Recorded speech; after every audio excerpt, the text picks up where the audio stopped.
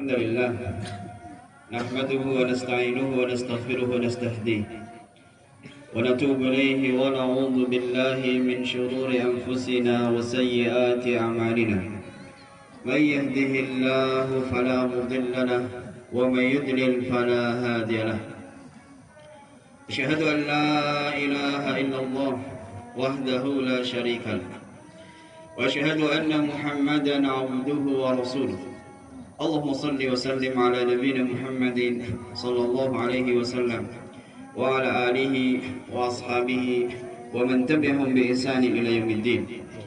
فقد قال الله تعالى في كتابه الكريم: يا أيها الذين آمنوا اتقوا الله حق تقاته ولا تموتن إلا وأنتم مسلمون. Tujuan kita berpuasa Ramadan adalah la'allakum tattaqun, agar kita menjadi orang-orang yang bertakwa. Kemudian kita lihat apa yang dimaksud dengan takwa. Takwa adalah takut kepada Allah Subhanahu wa taala.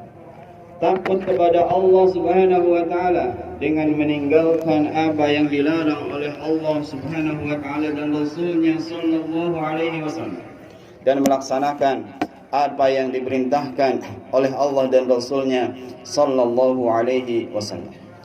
Sudah semestinya ketika kita berpuasa di bulan suci Ramadan selama 30 hari kita berpuasa. Di siang hari kita menahan diri dari makan dan minum, menahan diri dari hubungan suami istri.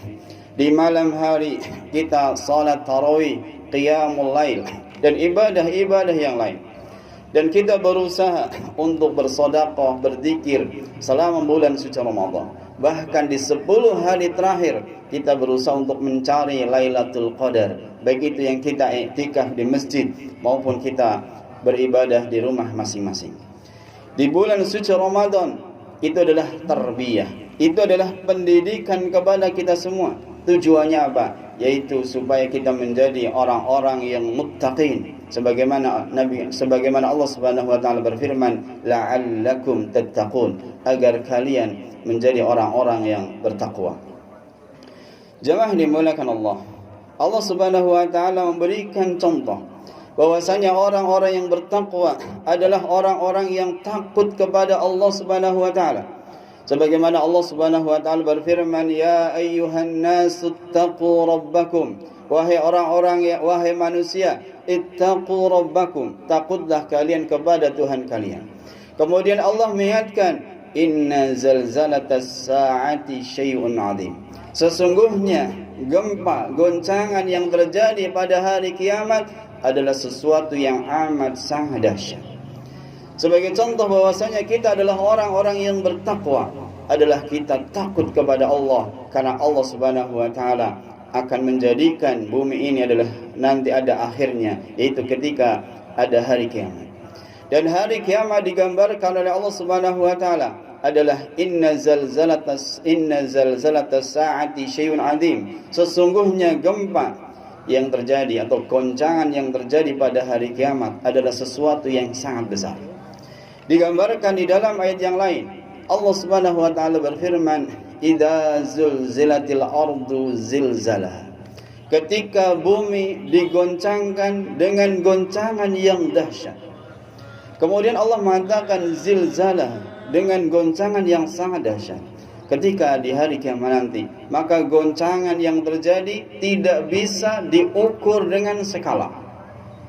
Ketika kita mendengar ada berita bahwasanya di sana terjadi gempa, maka ada ukurannya, yaitu bisa diukur dengan skala Richter. Ada satu daerah yang kena gempa 6 skala Richter, sudah satu desa, satu kelurahan hancur. Ada juga yang kena gempa 9 skala Richter, maka itu sudah sangat dahsyat. Maka di hari kiamat nanti, gempa atau goncangan yang terjadi itu tidak bisa diukur. Dan itu adalah yang kita yakini, idza zulzilatil ardu zilzalaha. Kemudian Allah Subhanahu wa taala melanjutkan firman-Nya, wa akhrajatil ardu asqalaha. Bumi mengeluarkan beban beratnya. Apa yang dimaksud beban berat di sini?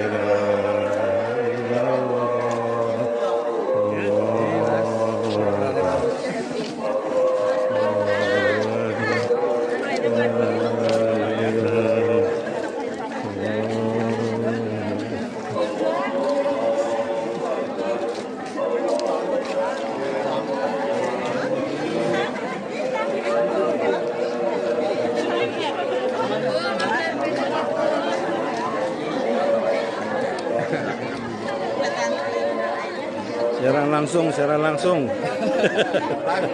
Live.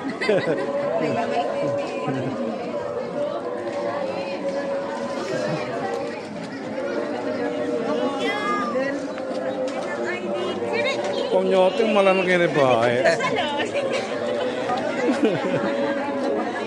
Sini, Mas. Berarti enggak, Mas? Enggak salah.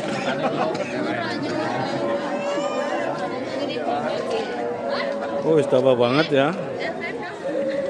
Ini muatin. Wah, ini.